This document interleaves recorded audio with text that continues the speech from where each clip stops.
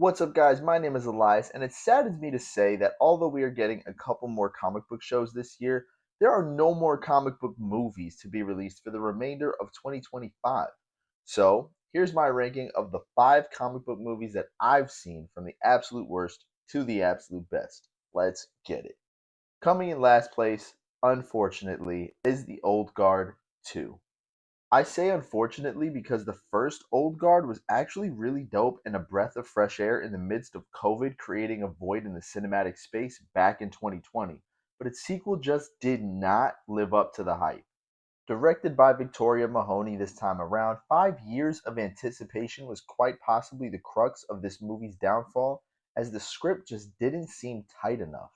Not only that, but the promise of a showdown between Andy and Uma Thurman's Discord was bogged down by unresolved plot threads, no matter how cool the movie's three or so action scenes may have been. Perfectly watchable, just kind of disappointing.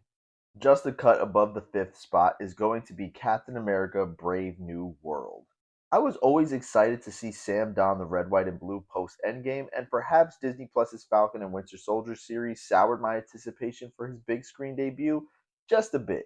But when you pump out a subpar pseudo sequel to Incredible Hulk that's supposed to follow a near perfect trilogy as Sam's first big screen outing as Captain America, all I feel is disappointment. Sure, there are some cool action scenes, including the big showdown with Red Hulk, which was admittedly impressive visually, but that whole entire thing was spoiled in the movie's marketing, which is weird. Not to mention, the movie was reshot to death, directed incompetently, and included one of the worst mid-credit tags in the whole MCU. It's not the worst comic book movie by a long shot, but it is a super mid one.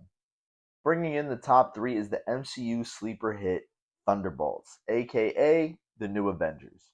When this movie was announced, I could have cared less about seeing a string of C list characters from the MCU, save for Bucky, teaming up together to fight blonde Superman on crack. Little did I know just how genuinely heartfelt, humorous, and action oriented this movie would actually be. From the performances to the special effects to the deep subject matter at hand, Thunderbolts offers a refreshing exploration into the MCU of what it means to be a bad person who's really not all that bad, but lacking purpose in life while dealing with deeply emotional trauma. Yes, I cried. Yes, I rushed to rewatch it on streaming. And yes, it's one of my top favorite MCU films and could very well become one of my favorite comic book movies of all time soon enough. But time will tell. My runner up is going to be Fantastic Four First Steps.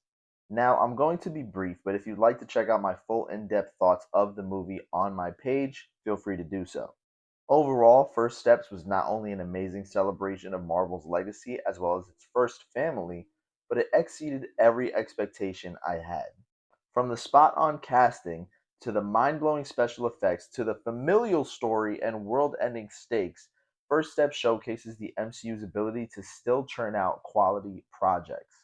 Though the Tim Story movies from the 2000s have a special place in my heart, First Steps is the Fantastic Four done right, and I cannot wait to see how they deal with Robert Downey Jr.'s Doom in Doomsday.